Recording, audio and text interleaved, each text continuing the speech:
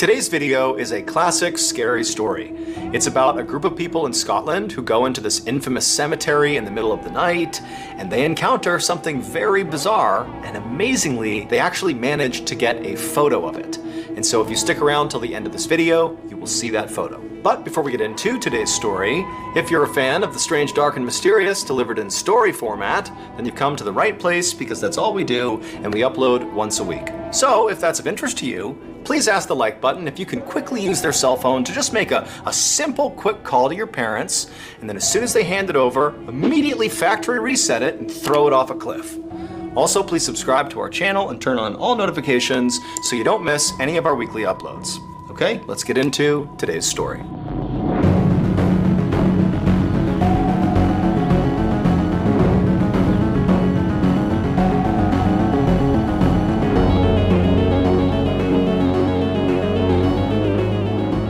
Late one night in November of 1999, a 66-year-old minister named Colin Grant opened up the iron gates of a cemetery called Greyfriars Kirkyard.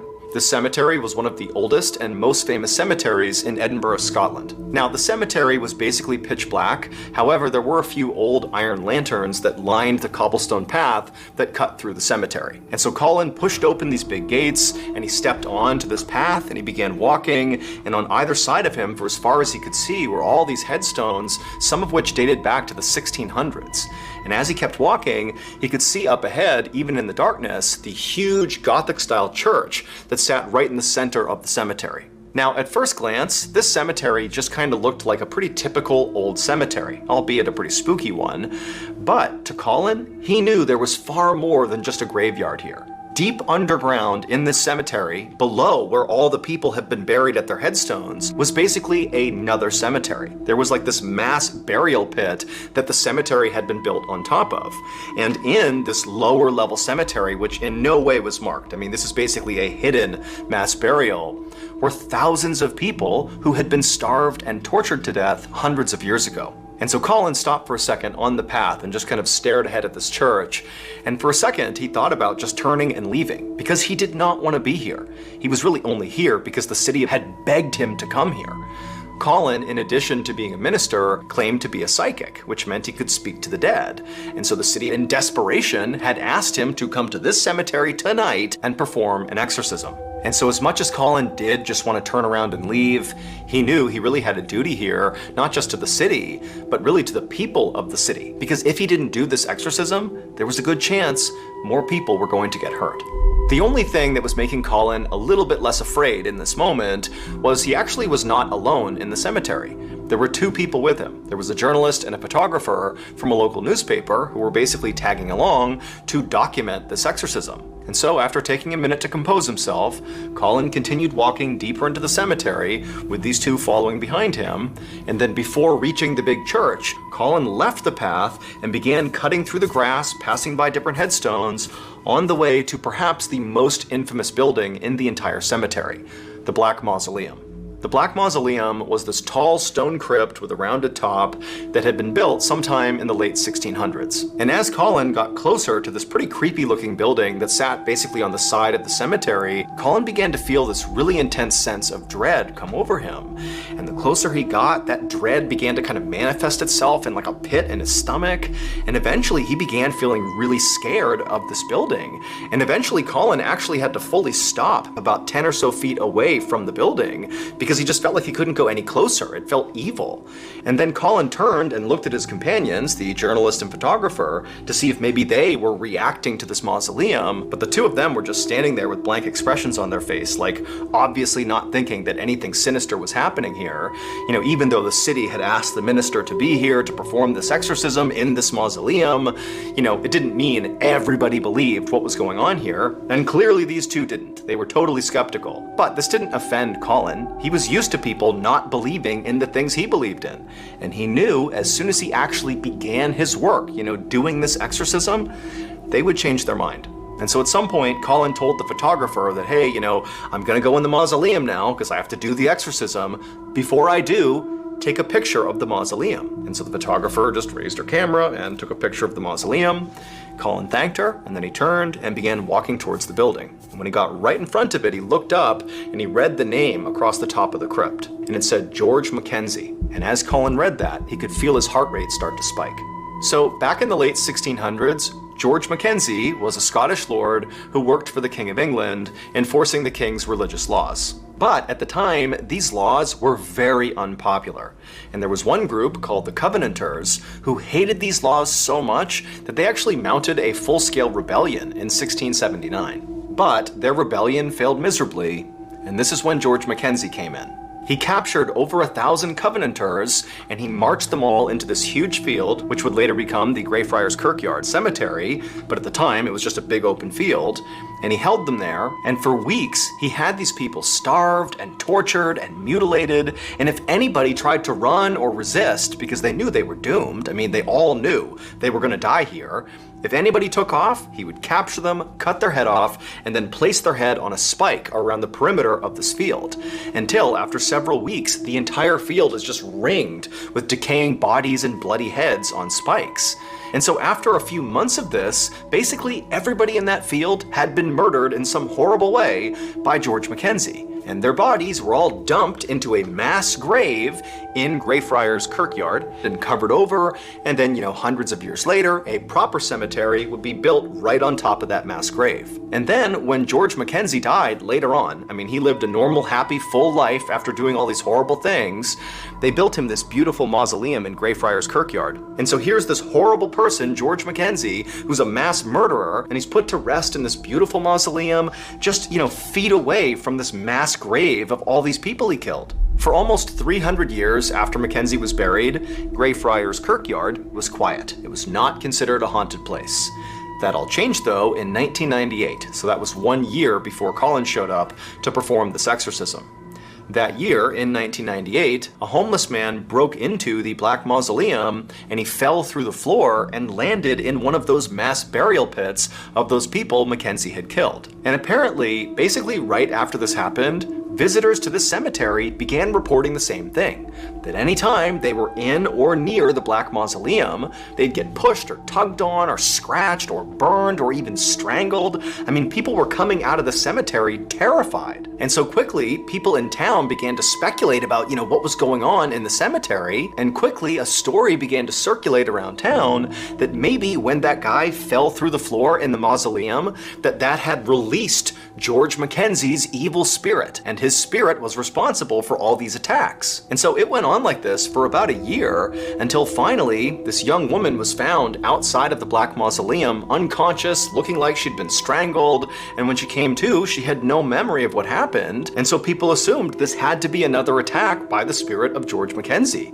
And so by this point, the city was totally fed up with this, they didn't know what to do, and so they said, you know what, let's just try an exorcism. Let's have someone go into that mausoleum and literally confront the spirit of George Mackenzie and banish him, get him out of here and stop this madness. And so ultimately Colin was hired to perform this exorcism. Thank you to BetterHelp for sponsoring today's video. As a kid, whenever I had something on my mind, I would just go talk to my parents or my siblings about it. It was normal. You just talked about your feelings. But in 2017, when I was an adult and I had just gotten out of the military and I was really struggling mentally because I just could not quite adjust getting back into civilian life. I definitely was dealing with some PTSD and I was definitely depressed. I had things going on, but I just couldn't talk to someone about it. It was like I lost the ability to just talk about my feelings. And so I ended up bottling up all these horrible thoughts I was having, and I began lashing out at everybody in my life, and eventually it got to a place where I actively thought, I think my family would be better off without me here. But luckily, my family would intervene because they saw me totally spiraling, and they encouraged me to go seek out professional help, and I'm glad I did because I really think that actually saved my life. Now, while therapy is not a one-size-fits-all solution, I believe it really is a great starting point for anybody who's struggling. And a great option for therapy that's very accessible is BetterHelp.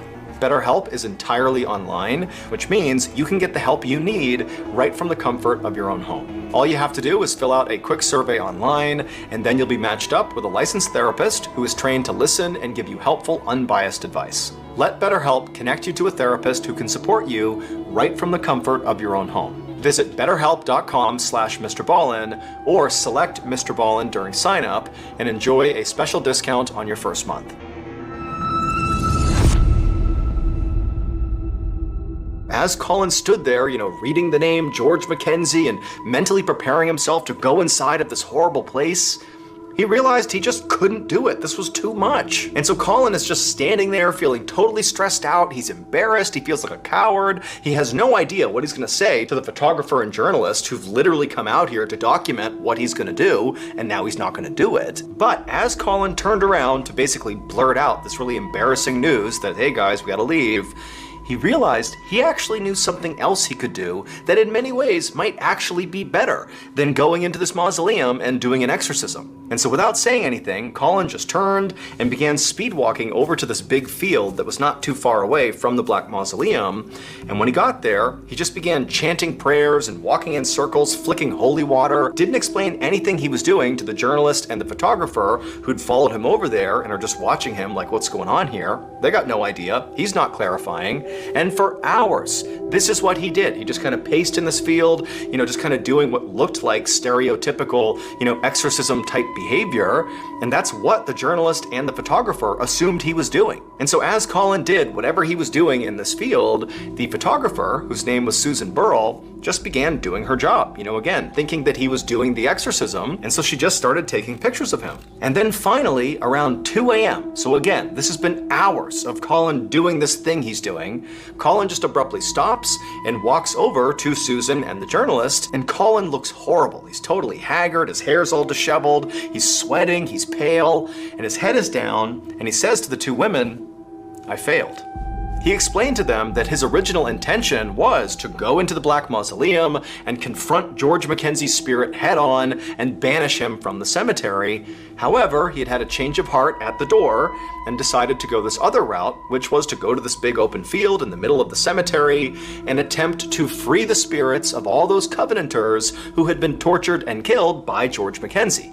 Colin's thinking was, if I can free all of these poor tortured souls, that maybe once they're gone, George Mackenzie's spirit will also go away. And while, according to Colin, he was able to free, 200 some odd trapped souls, he said there were many more that still needed to be freed, and he just didn't have the strength. Like, he couldn't do this right now. And so he said, I have to rest and do this at another time. Now, the journalist and the photographer were totally over this and did not care at all. It's 2 a.m., they don't really understand what he was doing, they don't really know if this was the exorcism or if it was something else, but to them, they're like, okay, fine, we'll get out of here, it's late, it's not a big deal. And so the three of them, they began walking out of the cemetery, and right when they got in front of the church, so basically between where the Black Mausoleum was and where that field was, where Colin had been for the past several hours, Colin abruptly stopped, and he told the journalist and the photographer that actually, you know what? He had a little strength left, and he felt like it was his duty to try this again, because he knew he could free more souls, and so he was going to give it another go. And so the journalist and the photographer are like, okay. And so Colin, he gets out his Bible and he begins kind of doing the same thing he was doing out in the field, walking around, chanting Bible verses, spraying holy water all around. And then at some point, for reasons he did not explain to either Susan or the journalist, he pulled out 12 candles from his backpack that he had brought along, and he put them in a circle on the ground right in front of this church. It also encompassed this big Celtic cross that was on the ground. And Colin was inside of this circle, and he lit all these candles, and the whole time again, he's chanting out these Bible verses, and he stands up, and right after all the candles have been lit, suddenly Susan and the journalist noticed that the candles begin to flicker. And it's not windy at all inside the cemetery. Like, they shouldn't be flickering. And at the same time, Colin seemed to sense that something was happening around him, and he turned his whole body, his whole presence, and he looked over at the Black Mausoleum and began chanting these Bible verses louder and louder, like he was aiming them at the Black Mausoleum. And as he was doing this, the candles were flickering more and more and more, and at some point Colin actually picked up one of these candles and kind of held it out at the Black Mausoleum. And so at this point, the journalist and the photographer, Susan, they're sensing that something weird is happening here. Like, this is spooky what they're seeing. Like, why are the candles flickering? What's going on with Colin? Like, what's happening here? And for a minute, the two of them kind of abandoned their actual job, which is to document what they're seeing, and they just stood there kind of witnessing this totally bizarre event. But then Susan sort of broke out of it. She lifted up her camera, and right as Colin is passionately chanting out these verses, she takes a picture of him, and the second she does, the flash lights up the cemetery, and then after the flash goes away, Colin, it was like the light went out on him, and he just crumpled to the ground. And so the journalist immediately ran over to Colin to see if he was okay, and Colin, who's like barely conscious at this point, he just kept repeating, "This is going to kill me, this is going to kill me." And so Susan was about to run over and join her colleague and make sure Colin was okay, but before she did, she glanced down at her camera to see the picture she had taken of Colin right before he collapsed. And as she glanced at it, she couldn't believe what she was looking at. At first she thought, maybe this is some trick of the light, like this can't be right. But then she zoomed in on the photo, and when she looked closely, she screamed. Here's the photograph that Susan took. As you can see, Colin the minister is standing there with the candle outstretched, and behind him is the big church, and on the church, on the left side, there are windows. Now, this church was locked up. Nobody was inside the church at the time. But you can clearly see in the left window, there is a figure in that window looking out at Colin.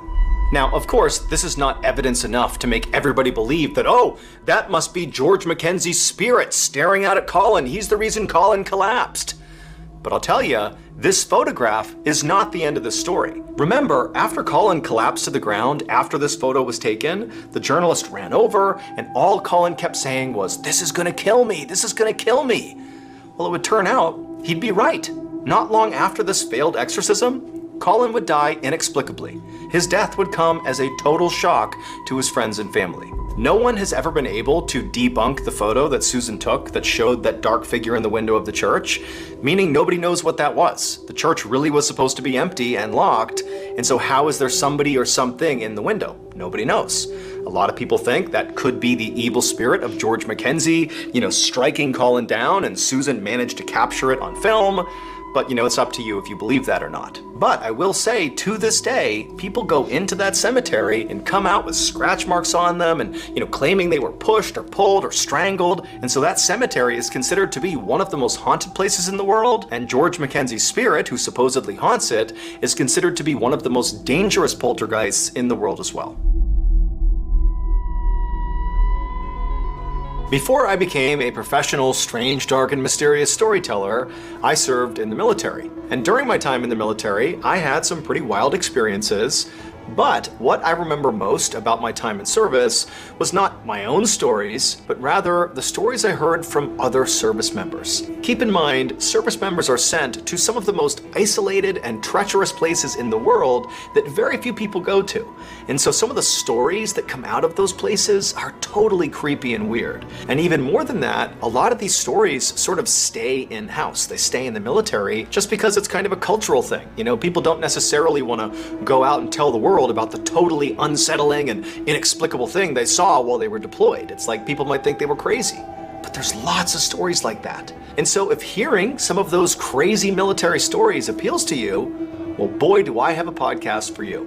It's called Wartime Stories, and it's hosted by Luke LaManna, who himself is a veteran. He was a reconnaissance Marine, which I can tell you is kind of a big deal. And so because he has access and placement, he's been able to extract some of these stories from the military, and he shares them on the show. And if you wanted to kind of generalize the types of stories you're going to hear on this podcast, it's like the strange, dark, and mysterious meets the battlefield and beyond. The Wartime Stories podcast is free, and it's available on any podcast platform. So all you have to do is, go to your favorite platform and look up Wartime Stories, or you can search for Ballin Studios because it's produced under Ballin Studios. You click on the show, give it a follow, and boom, you can start your binge. New episodes drop every Monday, so if you're a fan of the strange, dark, and mysterious, well, you got yourself a brand new weekly show.